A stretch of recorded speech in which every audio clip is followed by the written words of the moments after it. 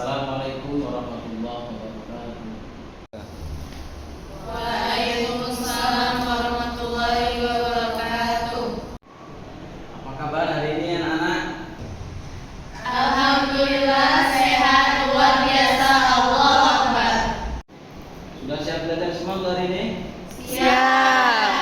Oke, pada pertemuan pagi hari ini kita akan membahas materi seputar najis. Ya. Kalau di kitab berarti maksudnya adalah babun najasah.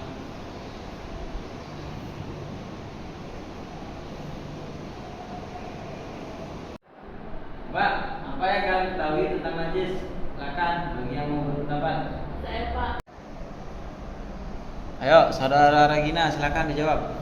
Setahu saya, menurut bahasa najis ialah sesuatu yang kotor atau menjijikkan. Yang lain ada yang mau menambahkan?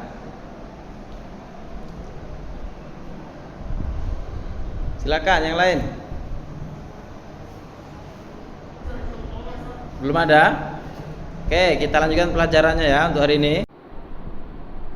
Ya, jadi najis itu tadi seperti yang dikatakan oleh kawan kalian.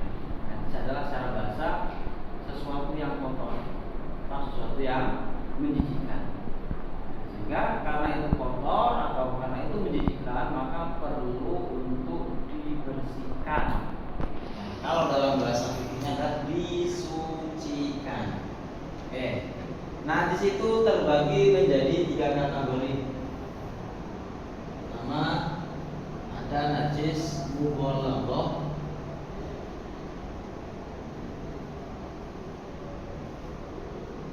Kemudian ada najis mutawasithah. Yang terakhir ada najis mukhaffafah. Ada berapa najis? Pertama, kedua, ketiga. Coba Indah diulangi. Najis ada berapa? 3. Sebutkan. Mughalladah, mutawasithah, mukhaffafah. Pintar.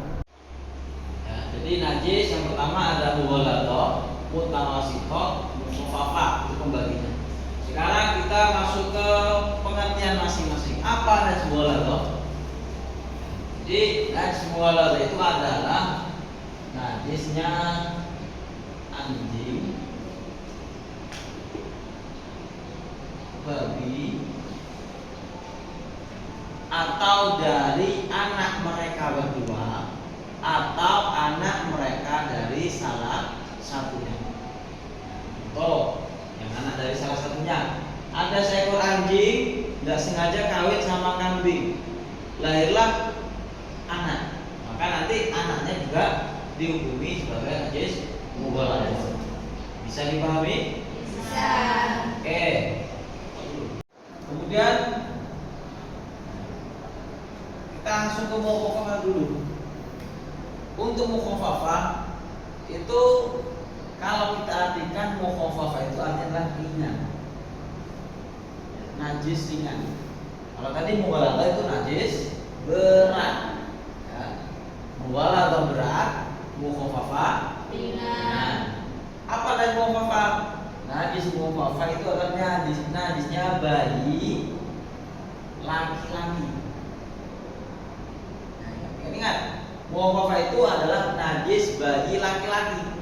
Bayi yang bagaimana? Satu, kategorinya ya, umurnya di bawah 2 tahun atau kurang 2 tahun. Kemudian belum makan apapun kecuali hanya ASI.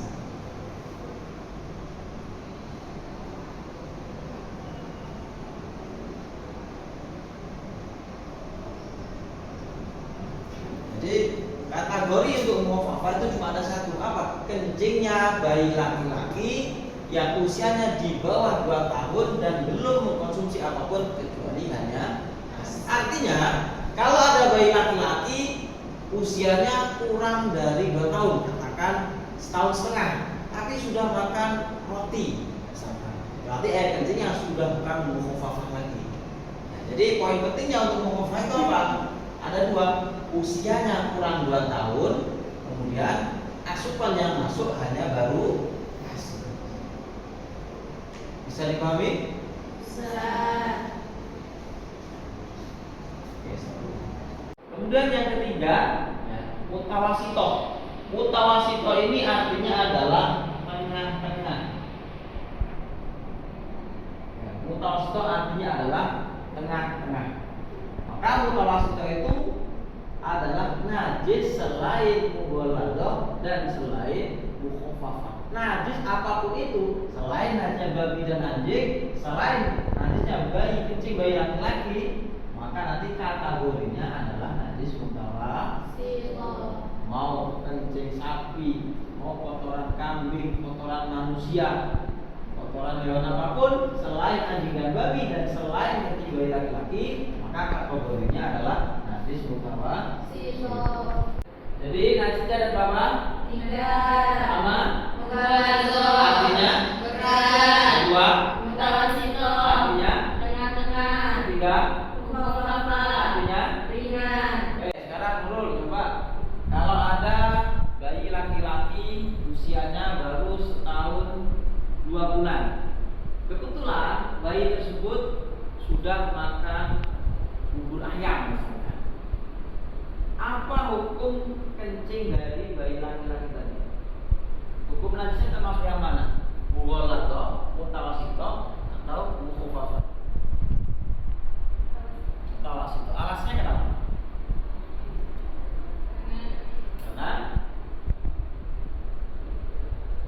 Karena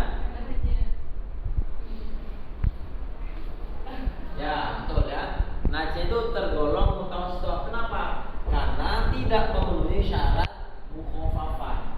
Ya, kita tahu tadi syarat mukhafafah ada 2. Satu, ya, usianya kurang dari 2 tahun. Yang kedua, hanya baru minum ASI. Artinya meskipun usianya kurang dari 2 tahun, tapi kalau makanan yang masuk ke perut bukan hanya ASI, mau roti, mau bubur ayam, ya, maka nanti hukum kencingnya adalah mutawasito, bukan najis.